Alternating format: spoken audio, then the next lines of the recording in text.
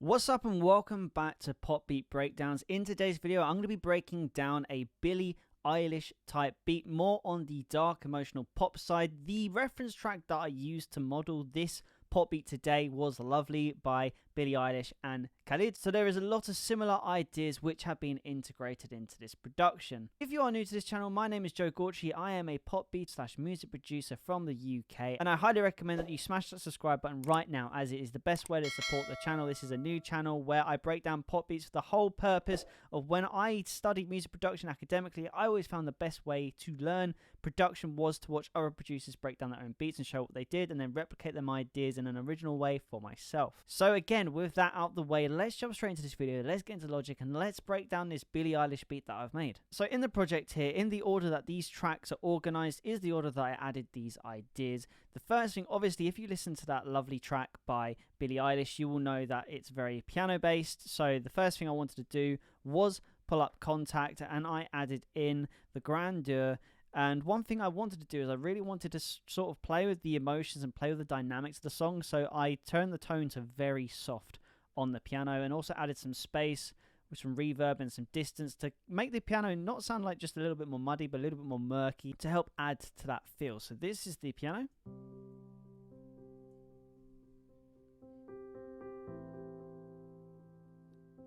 Just a very simple pattern. Chord progression is C, A minor, G, F. And obviously I added a variation where it's just playing the chords, nothing else. And then there's another variation after the chorus, which again is playing up the octaves more delicately.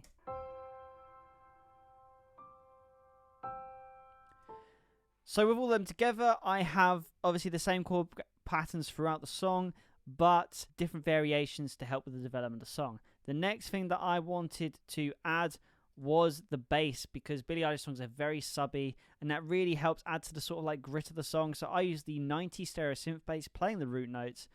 This is a Logic preset, by the way. If you open up your preset library here, you can go on to synthesizer, bass, and you will find the 90s solid synth bass right there. So again, this is great for subs. So let's have a listen to it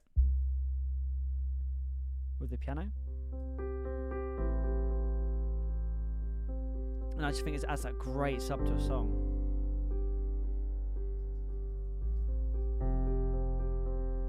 Okay, so now one thing we need to add, Billie Eilish songs, especially Phineas, one of the producers for Billie Eilish, if not the main one, he loves to experiment around with sounds and sort of like more sound design. When you listen to Billie Eilish songs, there's a really nice sound design element to this. So I wanted to create some kick drums in there, which would be really bassy, boomy, but almost add some sort of theatrical and sort of like cinematic quality to the production. So I added in these very thumpy kick drums. Now this is a sample of a kick, and I've just added the ROM reverb with a mid sort of mix and a decay, very big decay, 4.8 seconds, and increase the size to 100% on the reverb.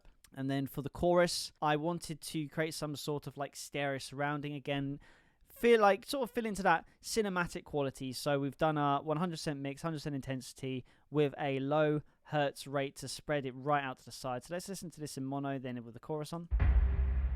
Let's have a look. Down the middle. If you've got headphones in, by the way, it's great to listen to this. And then you go out to the sides. And it works really well. So all of a sudden we've got this really nice cinematic quality, sort of like dramatic to the song. Next I wanted to add was a snare, but I wanted to add some sort of electronic and some sort of unique snare, like a unique sound which will pop up in the gaps between the kick hits. So I added in this sample here, again with similar reverb as well.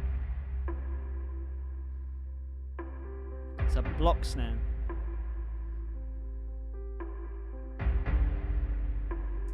And already you're getting the sense again, like it's very cinematic, very atmospheric. And you got to sort of imagine this, because Billie Eilish vocals, there's a lot of harmonies, a lot of layer of vocals. So you don't want to overcomplicate this production too much, because the vocals in Billie Eilish songs typically take over a lot of the production. So this is why we're keeping it simple. Now moving on to the next thing I added is another bass, synth bass. Something more rumbly with a little bit more high end, to add a little bit more grit to the bass. Now, if you're wondering what this sound is, this is a omnisphere. Again, we use the chorus to spread the bass out to the sides of the mix. And I have just used the gorgeous analog pad dark. I literally chose because I said dark and it didn't disappoint. Big fan of Omnisphere. Does cost a little bit to get, but the pads in here are amazing. There's such a vast selection, so I'm a big fan of it. And then I had accompanied with this, another bass pad.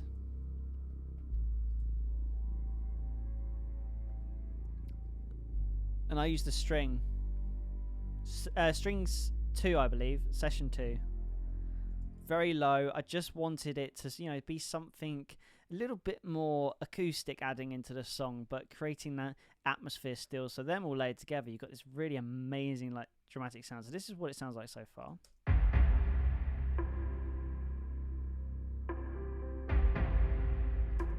It sounds ominous, yet like dark and emotional at the same time, and it's exactly what we want in a Billie Eilish song. So next you move on to the string section. I wanted to add strings in because the lovely song had strings incorporated in it, and I think it adds for a build. So I wanted to add a mixture of staccato and legato strings in there to create a little bit more movement. So these are the staccato strings that I added.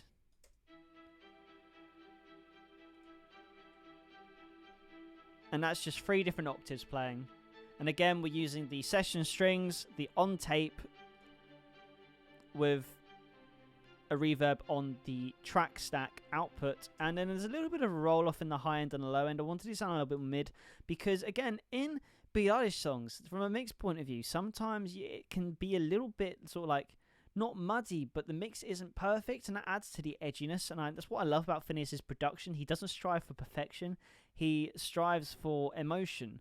And that's a whole different like art in itself. So again, that's why I wanted to start not like perfectly mix these strings in, have them a little bit muddy, a little bit edgy, and it's worked really well. And then I accompanied that with this, an actual legato string section. So what we got going on here, obviously we got the chords playing first. It's nice, pretty, standard. Little bit of movement. I wanted it to have a little bit of a rising feel to it because in Lovely by Billie Eilish and Khalid, it had that sort of a rising feel, the chorus, so I wanted to try and replicate that, so I made sure that the chords were going up because I could have easily gone C, A minor, F, G, but instead I've gone C, A minor, F, and G. So, and then I incorporated that. I added this next. Playing the low notes, keeping the bass part of the strings in there. Adding to that wall of bass sound. So if anything, you could incorporate them in with this. All other bass sounds. Sounds really good, sounds really cinematic, and that's exactly what I'm going for. So then the last thing I need to add was a rising melody in the strings, something that was very similar, but I also wanted to throw in a counter melody as well. So we got some more legato strings here. We've got 2 different melodies which play individually. One is a riser as a builder to the chorus. Then this melody plays and then they both play together, creating that sense of development from the start of the pre-chorus to the end of the chorus. So it's an ever-changing melodic pattern throughout. And this really helps, I think, for keeping a listener engaged. So let's play both of these individually, hear what they sound like. Very pretty. Again, this is session 2's in Contact, which you've seen already. But the legato setting.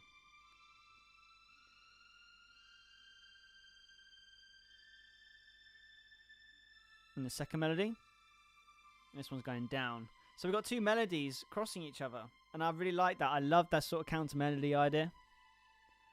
And then we're going to hear them together.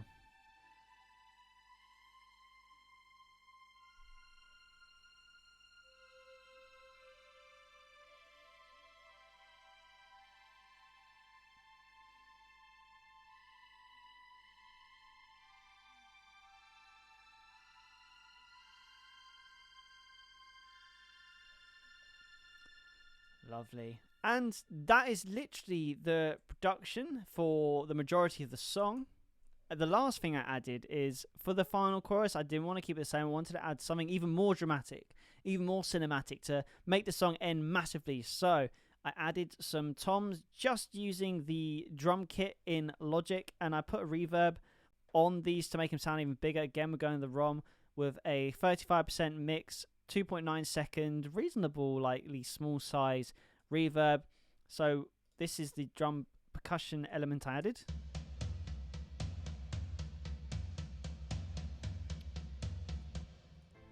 And when you incorporate everything that I've just said together, this is the outcome.